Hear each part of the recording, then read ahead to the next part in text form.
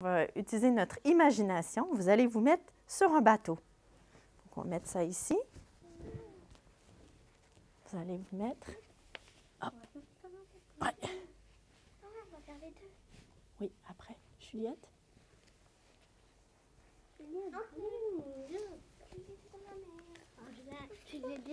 On a un instant pour s'installer. Bon, vous êtes bien installés sur votre bateau? Alors, j'ai une question pour vous ce matin. Quand il y a une tempête, où est-ce que vous pensez qu'il est le meilleur endroit pour se réfugier? En Dieu. Oui. Dieu. Dans votre maison Non, avec Dieu. ou sur un bateau? Avec Dieu. Avec Dieu, bien sûr. Mais aujourd'hui, je vais vous parler d'un moment quand les disciples se sont retrouvés dans une grosse tempête et ils étaient justement sur un bateau comme vous.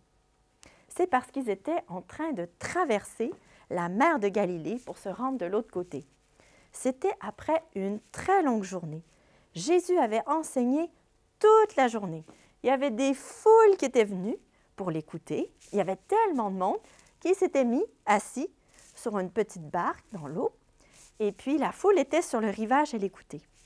Et puis, à la fin de la journée, il a dit à ses disciples, « Passons de l'autre côté de la rive. » Donc, les disciples, ils ont renvoyé les personnes, ils sont embarqués dans le bateau et puis ils se sont mis à traverser le lac.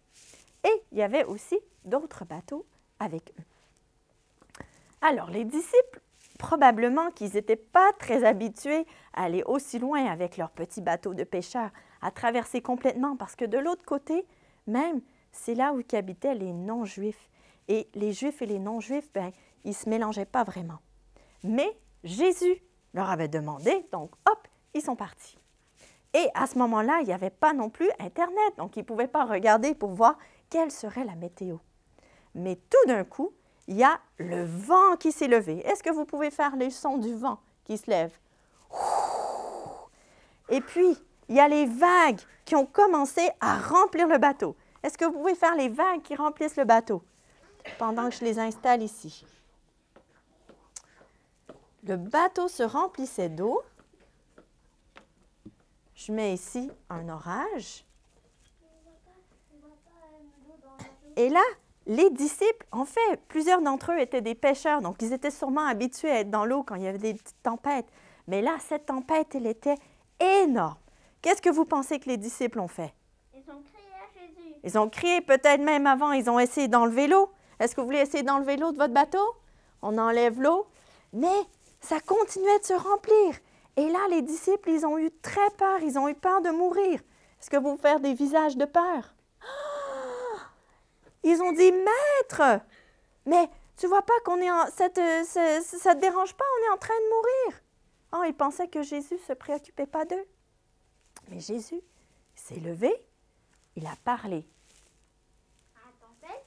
Oui, au vent et à la mer, il a dit, silence, tais-toi. Et tout s'est calmé. Tout d'un coup, plus de vent, plus de vagues.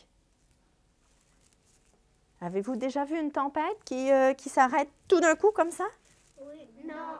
Des fois, la pluie s'arrête, mais ça prend du temps pour le vent. Même après que le vent s'arrête, il y a encore des vagues, des vagues. Mais là... Quand il fait ça, ben ça tout de suite s'arrête. Exactement. Parce que c'est lui qui a créé le monde. Exactement. Et c'est qu'est-ce que Jésus leur a dit, mais pourquoi vous avez eu peur? Pourquoi vous n'avez pas eu foi? Et puis là, les disciples se sont regardés, mais ils ont eu une crainte. Ils ont dit, mais qui est cet homme? Parce que même le vent et même la mer lui obéissent. Et justement, comme Anna nous a dit, que la nature obéit à Jésus, parce que Jésus, il est Dieu.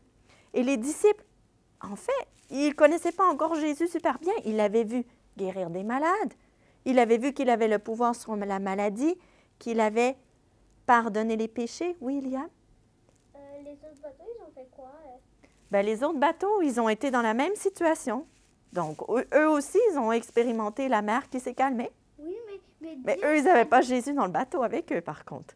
Oui, mais la tempête elle s'est arrêtée. Alors eux aussi, ils ont vu que la tempête s'est arrêtée, mais ils n'ont pas vu qui ont fait. Parce qu'ils ont dit, bah, tout à coup, bah, la pluie et la tempête s'arrête. Ben, la Bible nous dit pas qu'est-ce qu'ils ont pensé les gens dans les autres bateaux. Est-ce qu'on peut aussi faire le deuxième et pas juste le premier? Je sais pas de quoi tu parles pour le deuxième.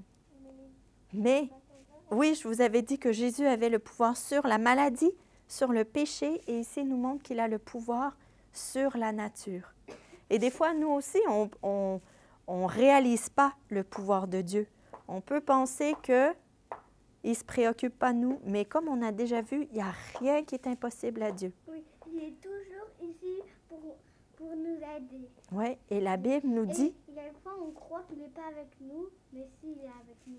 Exactement. Il est toujours avec nous et on peut lui demander en chaque circonstance, quand on a peur, quand nous aussi on a des tempêtes, des choses qui sont difficiles, qu'on a peur, on peut aussi se confier en lui parce qu'il est tout puissant et il va nous protéger.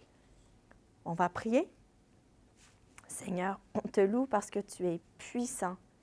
Merci Seigneur parce que tu as tout pouvoir. Tu as pouvoir sur la nature, même toute la création t'obéit. Seigneur, aide-nous à te faire confiance, aide-nous à t'amener nos difficultés, plutôt que d'essayer de faire les choses par nous-mêmes, mais vraiment de s'appuyer sur toi. On prie ces choses au nom de Jésus. Amen.